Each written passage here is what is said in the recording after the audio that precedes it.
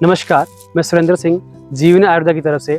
आज हम इस वीडियो के माध्यम से जानेंगे कि जीवन आयुर्वेदा संस्था बनाने का क्या उद्देश्य था, मेरी लाइफ में कौन से किस्से हुए या कौन सी घटना घटी जिससे मुझे पूरी तरह प्रेरित किया आयुर्वेदा से जुड़ने के लिए। तो ये किस्सा है, जब मैं 16 वर्ष का था तब उस समय से मुझे पीलिया की शिकायत होनी शुरू हो गई। तो ये पीलिया मुझे लगभग 5 से 6 वर्ष तक कंटिन्यू होता रहा। हर साल ये पीलिया मुझे होता था। तो उससे क्या होता था कि मेरा शरीर बहुत ही कमज़ोर हो गया, शरीर के अंदर एनर्जी नहीं, मेरी उस तरह की हाइट नहीं थी जिस तरह और बच्चों की भी थी। तो जो मेरी उम्र के बच्चे थे वो मुझसे हाइट में भी ज़्यादा थे, हेल्थ में भी ज़्यादा थे, एनर्जी उनमें ज़्यादा थी। तो इन सब चीज़ों की मेरे अंदर कमी रह गई। उसका एक ही कारण था कि मेरी लीवर में प्रॉब्लम थी। और प्रॉब्लम वो किस कारण आई कि मुझे हर साल पीलिया होता रहता था। बहुत मैंने इलाज भी करवाया, देसी नुस्खे भी बनाए, पर मुझे फ़ायदा नहीं मिला। तो फाइनली क्या हुआ कि मेरे साथ वाले किसी ने मुझे बताया कि आपको आयुर्वेदिक चिकित्सा पद्धति से अपना इलाज कराना चाहिए, क्योंकि आयुर्वेदा चिकित्सा पद्धति एक ऐसी पद्धति है जिसके माध्यम से पीलिया जड़ से ठीक किया जा सकता है। तो कहते हैं आप इसका इलाज आयुर्वेदिक चिकित्सा पद्धति के द्वारा कराओ। तो मैंने बिल्कुल उनकी बात मानी और किया भी ऐसे ही। मैंने कंटिन्यू 3 से 4 मंथ तक अपना पीलिया का ट्रीटमेंट किया और आयुर्वेदिक दवाइयों का सेवन किया। और हुआ भी इसी तरह कि 15 से 20 दिन में मुझसे असर दिखना शुरू हो गया और धीरे धीरे मेरे शरीर के अंदर एनर्जी आई, मेरी हेल्थ में इंप्रूवमेंट आई, मेरा वजन भी बढ़ने लग गया और धीरे धीरे ये सारी समस्याएं खत्म होनी शुरू हो गई। तो मैंने अपना कोर्स पूरा किया और मैं पीलिया से बिल्कुल ठीक हो गया। आज मैं 32 वर्ष का हो चुका हूँ। तो आज तक, जब मैं 16 वर्ष का था, 16 साल हो चुके हैं, मुझे अभी तक पीलिया की एक बार भी शिकायत नहीं आई। और दूसरा मुख्य कारण जिस वजह से मैं आयुर्वेद में आया वो था मेरे चाचा जी का निधन होना। वो किस वजह से हुआ? वो हुआ एक ऐसी बीमारी से जिसका इलाज हम आयुर्वेदा से कर सकते थे, पर उस समय उनको वो इलाज नहीं मिल पाया, क्योंकि उस समय मैं भी आयुर्वेदा के शुरुआती दौर में था। मुझे आयुर्वेदा का उस समय पूरा ज्ञान नहीं था। उन्हें 8-10 साल से पैल्स की शिकायत थी और वो समस्या धीरे धीरे इतनी बढ़ गई कि बाद में उसने कैंसर का रूप ले लिया। उनकी बीमारी के लिए हमने बहुत जगह उनका ट्रीटमेंट कराया, पर हमें सफलता नहीं लगी।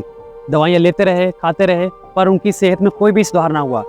अंत में क्या हुआ कि 2016 सितंबर आते आते एक छोटी सी बीमारी ने बहुत बड़ा रूप ले लिया और बाद में उनको अपनी जान से हाथ धोना पड़ा।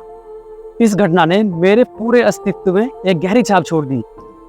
जब मैंने रिसर्च करी और पाया कि जो हादसा मेरे चाचा जी के साथ हुआ, वह हादसा सालाना हजारों लोगों के साथ हो रहा है। उसका कारण क्या है कि उन्हें सही जानकारी नहीं है और उनको सही इलाज नहीं मिल पा रहा है। इस फील्ड के जो भी लोग थे, कोई वैद्य थे या कोई जानकार थे, उनसे बातचीत करता, कई जड़ी बूटी के बारे में मुझसे पूछता कि इसका फ़ायदा क्या है, किस बीमारी में दी जानी चाहिए या किस बीमारी नहीं दी जानी चाहिए, इसकी सही मात्रा क्या होनी चाहिए, कहाँ ये मिलती है, कौन सी इसमें पाई जाती है, इसका पाउडर चूर्ण बनता है, किस पेशेंट को ये दिया जाता है, कब दिया जाता है। इसी बीच उन्होंने ये भी कहा कि आपको एक आयुर्वेद का शास्त्र पढ़ना चाहिए, एक चरक संहिता पढ़नी चाहिए। तो इसी तरह जब मैं चरक पढ़ता गया, उसमें काफ़ी औषधि लिखी थी, काफ़ी फॉर्मेशन लिखी थी, दवाई बनाने का तरीका लिखा था। जो मेरे दोस्त थे, फैमिली मेम्बर थे, पड़ोसी थे, कुछ रिश्तेदार थे, जिनको कोई बीमारी होती थी तो मैं उनको वो चीज़ बना कर देता था और उसके माध्यम से ठीक भी हुए। तो उसके बाद मुझे आयुर्वेद में बहुत रुचि बढ़ती गई और विश्वास भी हो गया कि हाँ, सच में ये औषधियाँ काम करती है और बड़े से बड़े मरीजों को और किसी बीमारी को ठीक करने में बहुत अहम भूमिका निभाती है।